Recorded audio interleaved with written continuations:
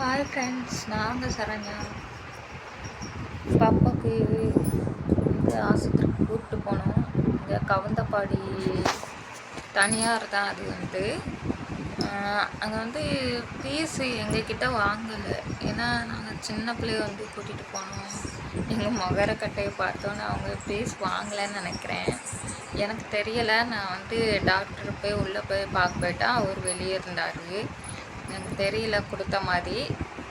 என்னை பொறுத்த வரைக்கும் கொடுக்கலன்னு தான் நான் நினைக்கிறேன். டாக்டர் பார்த்துட்டு டானிக்கர் எழுதி கொடுத்தாங்க. எழுதி கொடுத்துட்டு அப்படியே வலி இருந்தால் அதுக்கப்புறம் பார்த்துக்கலாமா, எக்ஸ்ரே எடுத்துக்கலாம் அப்படிங்கிற மாதிரி சொல்லியிருந்தார். பாப்பாவுக்கு இன்னுமே அப்படி தான் இருக்குது. கை வீங்கிட்டு அப்படி தான் இருக்குது. சரி, டானிக்கர் எழுதி கொடுத்துருக்காங்களேன்னு இன்றைக்கி ஒரு நாள் பார்த்துட்டு நாளைக்கு திங்கக்கிழமை பார்த்துக்கலாம் அப்படின்னு நான் இருக்கேன். நம்மளனா நீங்கள் டானிக்கரும் அந்த ஷீட்டையும் பாருங்கள் ஃப்ரெண்ட்ஸ். இங்கே பாருங்கள், இதுதான் அந்த பில்லு. டாக்டர் எழுதி கொடுத்தது. TRMS காளிதாஸ் போட்டிருக்காங்களா. அந்த ஆஸ்பத்திரியில் போய் பார்த்தோம். நைட்டு கூட்டிகிட்டு போனார். இவர் கவுந்தப்பாடியில் இருக்குது சுந்தர மருத்துவமனை, கட்டபொம்மன் வீதி, காவல் நிலையம் பின்புறம், கவுந்தப்பாடி. பார்த்தீங்களா? அவசர கேஸ்கர் எந்த நேரமும் உடனடியாக கவனிக்கப்படும்.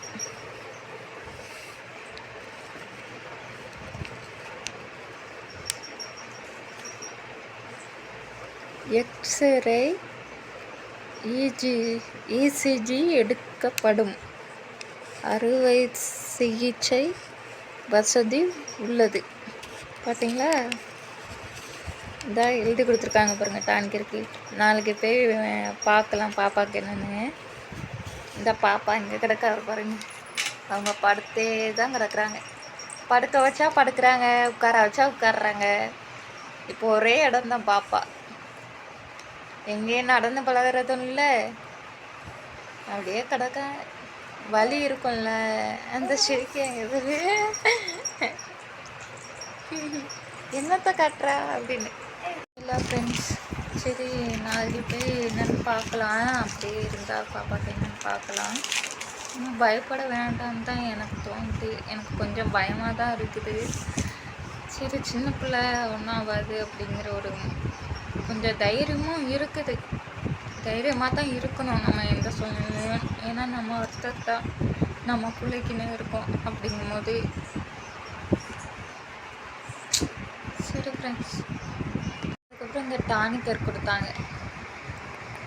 2 நேரத்துக்கு கொடுக்க சொல்லியிருக்காங்க. காலையிலையும் நைட்டும். நேற்று நைட்டு கொடுத்தேன். அப்புறம் இன்றைக்கி காலையில் கொடுத்துருக்கேன். அப்புறம் நைட்டு கொடுக்கணும். நாளைக்கு காலையில் கொடுத்துட்டு ஆஸ்பத்திரிக்கு போயிட்டு எக்ஸ்ரே அப்படியே இருந்தால் எக்ஸ்ரே எடுத்துக்கலாமான்னு சொல்லியிருக்காங்க. நாளைக்கு எக்ஸ்ரே தான் இது பண்ண சொல்லணும். அப்படியே தான் இருக்குது டாக்டரு அப்படின்னு சொல்லி எடுத்துட வேண்டியது தான். என்னென்னு பார்த்துட்டு அதுக்கப்புறம் என்னங்கிறத உங்களுக்கு சொல்கிறேன் ஃப்ரெண்ட்ஸ்.